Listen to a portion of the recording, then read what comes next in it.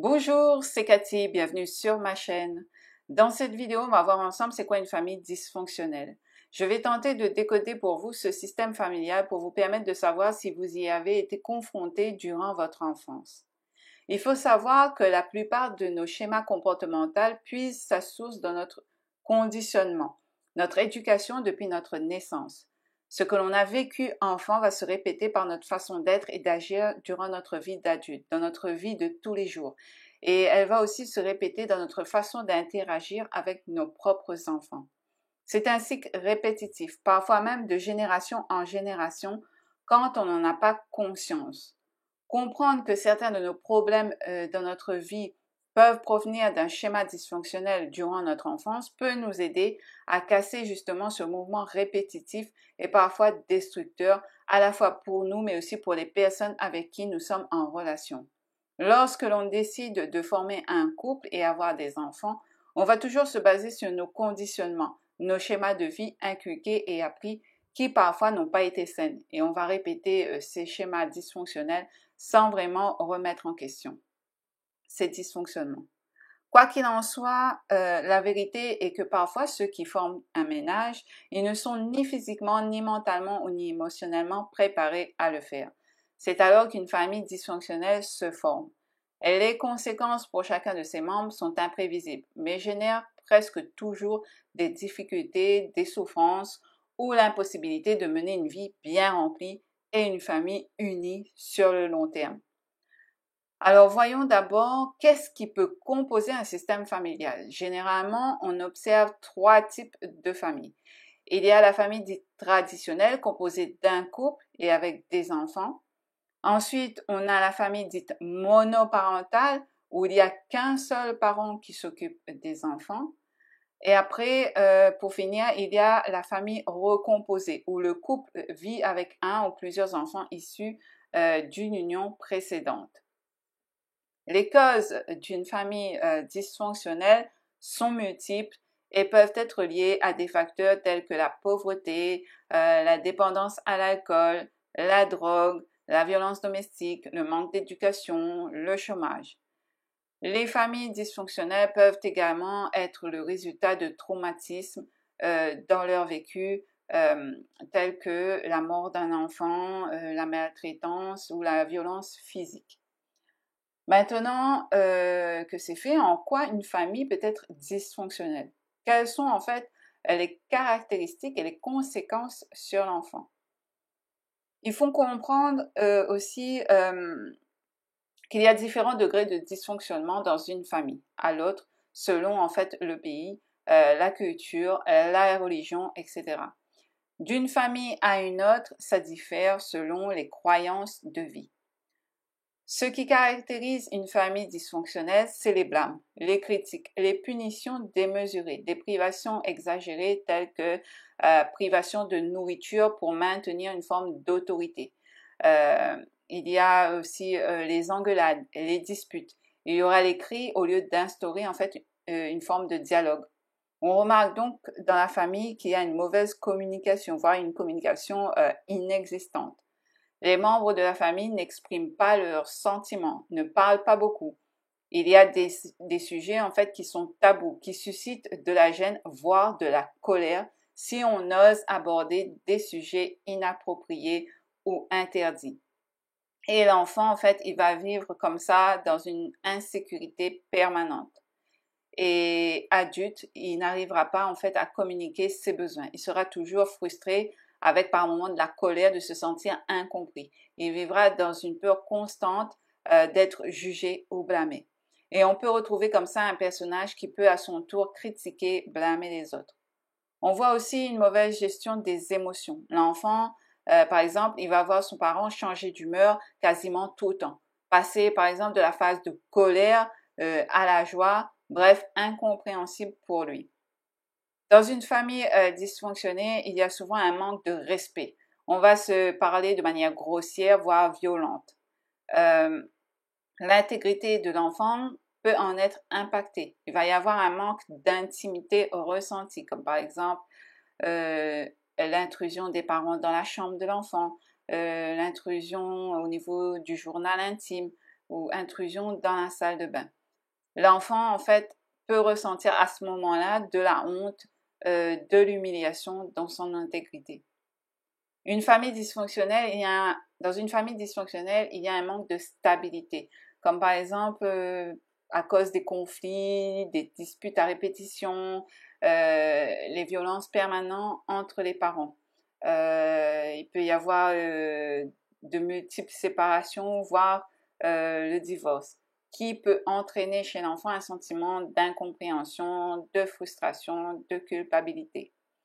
Mais on remarque aussi la violence qui cause d'énormes dégâts, surtout chez un enfant en phase en fait d'apprentissage. Il y a de la violence à la fois psychologique où là on va faire ressentir à l'enfant qu'il est méprisable, qu'il ne mérite pas d'être venu au monde en fait. On va lui faire ressentir une forme de rejet. On peut lui faire ressentir par exemple qu'on préfère ses frères et sœurs à lui, ce qui peut engendrer de la haine et de la jalousie face à ses fratries. Il ne va pas se sentir aimé aussi. Il n'aura pas en fait cet acte d'amour auquel un enfant aspire. La violence psychologique fera le sentir qu'il n'est pas légitime à vivre cette vie. Plus tard, il peut développer des dépressions, voire avoir en fait des idées suicidaires. Il se sentira dénigré, humilié. Il sera en perte de repère puisque c'est son socle familial qui devait le protéger, le fait justement se sentir mal. Dans une famille dysfonctionnelle, il peut y avoir des abus. Quel que soit l'abus, il peut y avoir en fait cette peur constante de la part de l'enfant face aux parents. Il y aura une autorité parentale bancale, inadaptée, parfois du laisser-faire, voire de la négligence vis-à-vis de l'enfant. On peut remarquer comme violence physique que l'enfant peut être battu, que ce soit de la fessée en passant par le coup de bâton. Il peut aussi subir de la violence sexuelle, comme de l'inceste avec un des parents dans les cas extrêmes. Ce qui amène l'enfant en fait à se dissocier de lui-même pour ne pas ressentir la douleur occasionnée. Il est terrorisé. On peut remarquer des familles où l'enfant, en fait, il est dans un rôle de parent, avec un parent qui a du mal à l'élever, en faisant, par exemple, de l'enfant, l'enfant, en fait, il va s'occuper de la maison, des repas, s'occuper de ses petits frères et sœurs. Il peut se retrouver, en fait, avec un parent alcoolique, par exemple, à devoir l'aider quand le parent, par exemple, il a trop bu, à le mettre au lit, par exemple. Vivre dans une famille dysfonctionnelle, c'est vivre en permanence dans l'imprévisibilité de ce qui peut se produire dans les secondes et minutes à venir. C'est vivre en permanence dans le chaos. C'est vivre en permanence dans l'insécurité. Or, un enfant, pour se construire sainement, il a besoin d'un cadre structurant qui le fera grandir en bonne santé et lui fera développer une sécurité intérieure. Vivre dans une famille dysfonctionnelle, c'est grandir ensuite avec des caractéristiques de stress, d'angoisse, de peur permanente. L'enfant peut devenir nerveux, hypersensible, empathique, timide, etc. Vivre dans une famille dysfonctionnelle, c'est s'empêcher de parler de ce qui se passe dans sa famille. C'est cacher aux autres notre souffrance. De plus, on ne va pas se sentir écouté dans ses besoins au niveau de sa famille. Et on va penser que l'extérieur aussi fera de même. Alors, on va se taire dans une forme de mutisme. Et puis d'ailleurs, qui va nous prendre au sérieux? C'est une immense souffrance que l'enfant vivra au quotidien et il n'aura qu'une hâte, c'est en fait qu'un jour, il ait en fait sa liberté pour pouvoir s'éloigner de tout ça. Car un enfant naissant dans une famille dysfonctionnelle, il est soumis à l'autorité, voire à la dominance de ses parents. Il se retrouve malgré lui dans une situation qui le désavantage, où il est le plus vulnérable. Et là où il doit se sentir en sécurité, eh bien c'est là où il va subir beaucoup de difficultés, voire d'énormes souffrances et traumatismes. L'impact de vivre dans une famille dysfonctionnelle peut être profond et durable.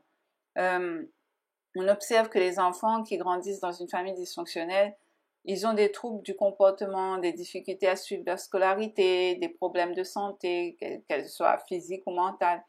En fait, ils ont du mal à se lier aux autres et à avoir des relations saines. Les enfants de familles dysfonctionnelles sont également plus susceptibles de devenir des adultes dysfonctionnels. Les femmes, par exemple, qui ont grandi dans une famille dysfonctionnelle sont plus susceptibles de se marier avec un homme, par exemple, violent ou qui vont la faire subir en fait des abus. Les hommes qui ont grandi dans une famille dysfonctionnelle sont plus susceptibles, par exemple, on va dire, de commettre des actes de violence ou de devenir, on va dire, des agresseurs domestiques. Les blessures de l'enfance et les conflits familiaux non résolus peuvent affecter le comportement et le fonctionnement d'une personne à l'âge adulte. Et cela peu importe la forme. La culpabilité, mauvaise estime de soi, problème relationnel, incapacité à gérer ses émotions, le sentiment d'insatisfaction, etc. En prendre conscience de nos dysfonctionnements,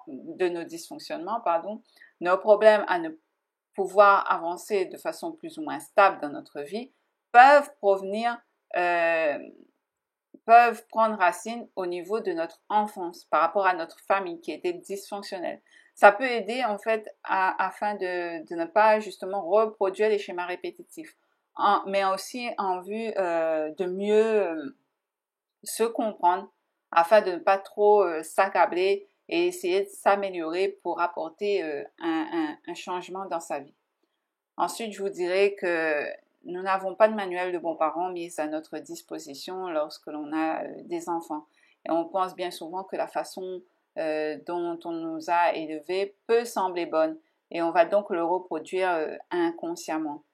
Le but étant d'observer en fait notre comportement pour éviter de reproduire des schémas toxiques nuisibles dans notre vie. Voilà, j'espère que ce sujet assez complexe vous a apporté un éclaircissement qui pourrait vous amener à comprendre certaines choses dans votre vie. N'hésitez pas à liker si vous avez aimé l'audio pour soutenir ma chaîne. N'hésitez pas à me laisser un commentaire si vous le souhaitez.